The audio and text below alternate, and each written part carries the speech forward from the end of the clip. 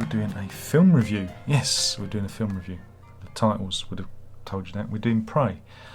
And this was on, again, Disney Plus in the UK. It may be on different services where you are streaming. The interesting thing about Prey is a Predator prequel. It exists in the Predator universe, and it's set in 1719. So it's a good 200 and odd years before we first meet the Predator species. Before we talk about the main film, I want to talk about Predator itself. I'm one of those people that was around in the 80s when the original Predator movie came out, and what people tend to forget is that original film, wasn't billed as a sci-fi horror film. It was billed as an action adventure. It's Schwarzenegger with a team of army veterans going into the jungle, on a mission. And that's how it was originally billed, and you didn't really know what was going to happen until you sat through, and it's like two genres being smashed together. So you have like the action movie and the sci-fi horror movie.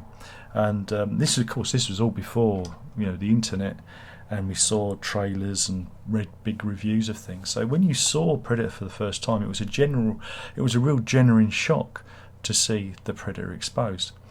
And the same with Predator 2 with Danny Glover, which I really enjoy that film. They smash two genres together, the cop film and sci-fi horror film.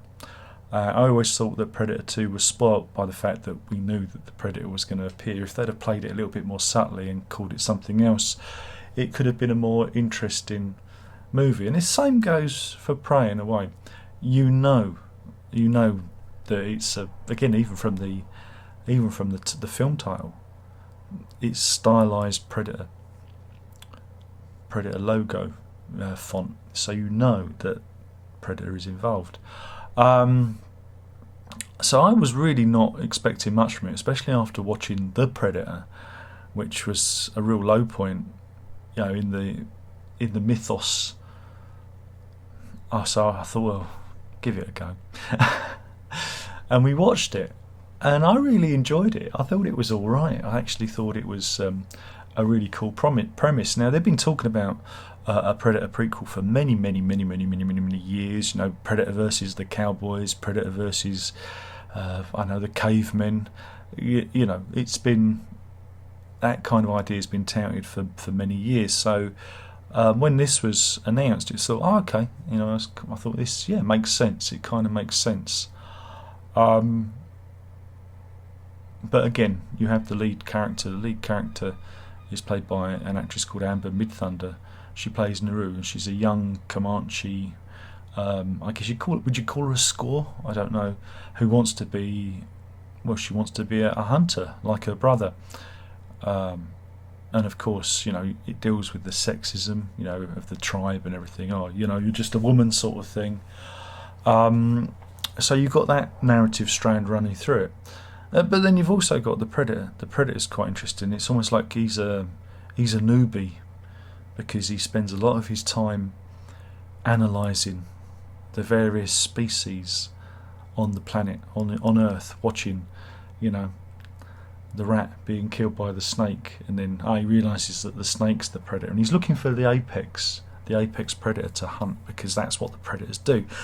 I always like the Predator because he as a species, it's not a mindless killer. There is a reason and there is a mechanic behind what it does, and it wants to look for the strongest, those that are a genuine challenge to him, and that is a very important plot point throughout the movie.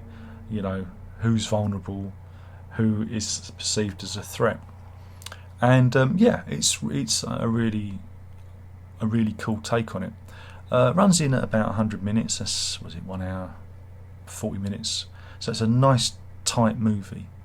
Lots of action. The only criticism I've got is some of the CGI animals in it, like the bear, and the mountain lion that are in it, are a little bit noticeable, a little bit shonky. I thought, they were noticeable rather than using, again, maybe with more money and more time they could have actually used real animals like they used to do in the movies, and that's what I thought that detracted from it slightly. I really liked the design of the new Predator, or the old Predator. I guess you call him an old Predator. Again, they've gone back to a different design. He doesn't seem as advanced as the Predators we see latterly. He has a kind of a skull helmet, which is, makes him even more terrifying. But he's still as deadly. And there's a big body count in this. There's a big body count in the movie. And like I said, I really enjoyed the pacing of it. I thought it whizzed along at quite a speed. And the lead character, Naru, she is an observer. She's somebody who likes to know how things work. She is very observant and she takes notice. And that's how she beats the Predator. She watches. She's not dumb. And it's not accidental. She takes notice and she knows her environment, and that gives her an advantage over the Predator. And and there's also a sense of one, she wants to be recognised as a hunter like her brother, and there's also looking out for the rest of the tribe, and there's also a revenge aspect to her story that runs through, which makes the end of the film very satisfying. It's like, you're won through.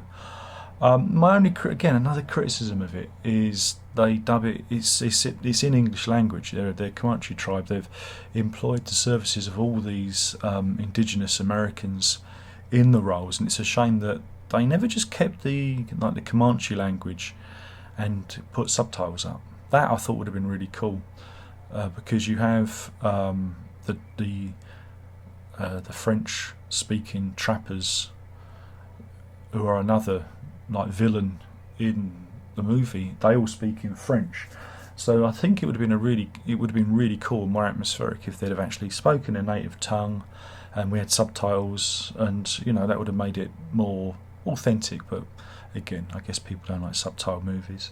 It pulled me out of the, especially as everything else is so well done. It's very atmospheric, beautifully shot. It looks really nice, and like I said, I really enjoyed it. That was something that was detracting. Also, the whole thing of it being called Prey, and it's going to be a Predator.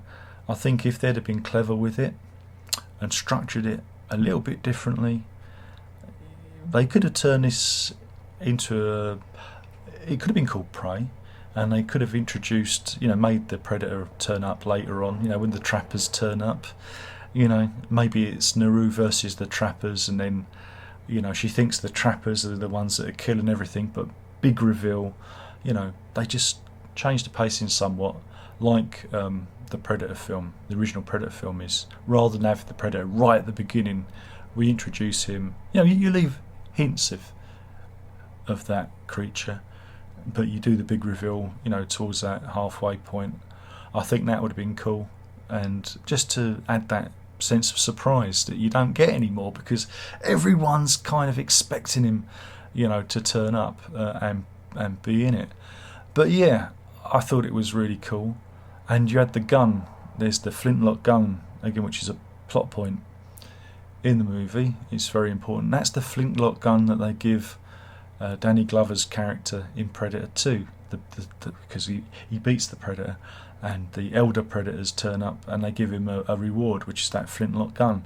So, and it's indicated in the end titles that Naru gets the gun, but the Predators come back again, because it's indicated at the end of the movie. So maybe we'll get Prey 2 and we'll see what happens then. But then it kind of looks as if the Predators win if they get the gun back. Looks like they kill Naru and take the gun off of her because they like their trophies. But yeah, I really, really enjoyed it. I thought it looked great, and it was directed by Dan Trachtenberg, who directed 10 Cloverfield Lane, which is another part of the Cloverfield universe, which is an interesting thriller. thriller, yeah. And he did a great job with it. I thought it was really good. Again, yeah, it's just a shame they didn't keep the native language, the Comanche language. That would have made it even better. But no, thought it was really cool. A cool film. Not bad, when you have all these, again, especially compared to The Predator, which is just really, really bad. I didn't mind Predators so much. I thought Predators were all right, even though I could see, what was coming in that one. But yeah, I thought it was cool.